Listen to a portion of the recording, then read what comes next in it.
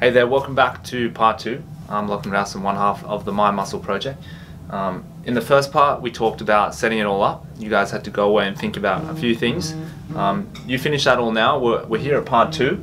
And in part 2, what we're going to be going over is the gear that you'll need. So there's lots of options here for people on any budget to get started. Now, obviously, as the price goes up, the quality increases. And where podcasting is at in 2018, obviously, people expect a lot. Quality is extremely high. What we started at now is probably not acceptable by our audience by any standard, but that's because we did set the bar quite low in the beginning. You can, in the right environment, use cheaper gear, but if you're traveling, if you're going to be in loud environments like gyms or outdoors, then you're going to need more expensive audio equipment. So those are some things to consider. So the first option that we got here is Anchor. Anchor is a free podcasting app that you can download on your phone, on iOS or on Android. And essentially how Anchor works is you just record straight into the app and it takes care of everything for you. So we'll be going over it later and uploading and recording. But Anchor is an all-in-one free software and allows you to post your podcast really easily. And you can just record it straight into your phone. So the same quality you come through in a call is the same quality that you'll come through on Anchor. It's not the best quality in the world, but in a quiet environment somewhere in your car, it is listenable, and it doesn't cost you anything. So it's a great start for anyone who's looking to just get in really cheap and just kind of practice sharing their ideas. The next step beyond that, the last thing I should add for Anchor is obviously you can only do it by yourself. So if you have multiple people, you'd be passing the phone back and forth. It could be quite annoying. So the second option is under $100 for a single Rode Lapel mic, a VideoMic Pro. I'll link everything down below on this page so you can access it.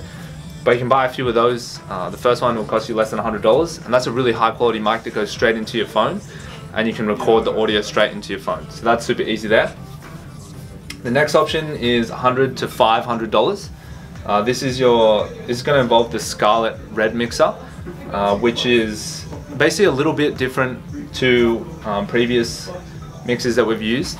It's a lot more solid. It has a lot less options to tinker with, so the sound quality and how you vary the sound is a little more limited, but it still delivers some really high quality audio. I know Barbell Shrugged have used this setup for a long time, but we use it because it's really sturdy for when you travel. It's small and it's compact, and it's very reliable. That's also combined with the headsets we used, Audio-Technica headsets, which we would recommend as microphones because what it allows you to do is hear in real time the levels that everyone's coming through, and it allows you to check in real time if there's going to be any issues with the audio.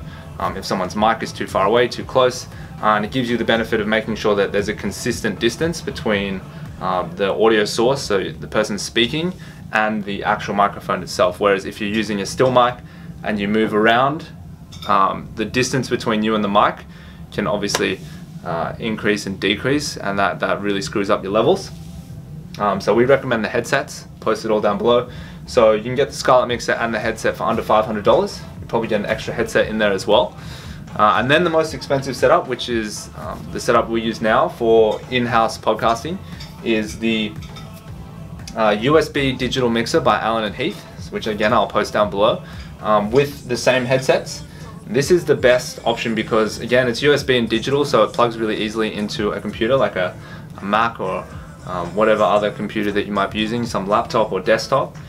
But the benefits is that you can play a lot around with the sounds, which I'll go over the levels there, but you can make anyone who doesn't sound quite right, you can fix them up quite easily, and vice versa. And any basically advanced audio software or audio mixing uses a mixer like this. This is obviously one of the easier ones to use, but it is a good starting point for anyone who wants to have the best quality audio possible.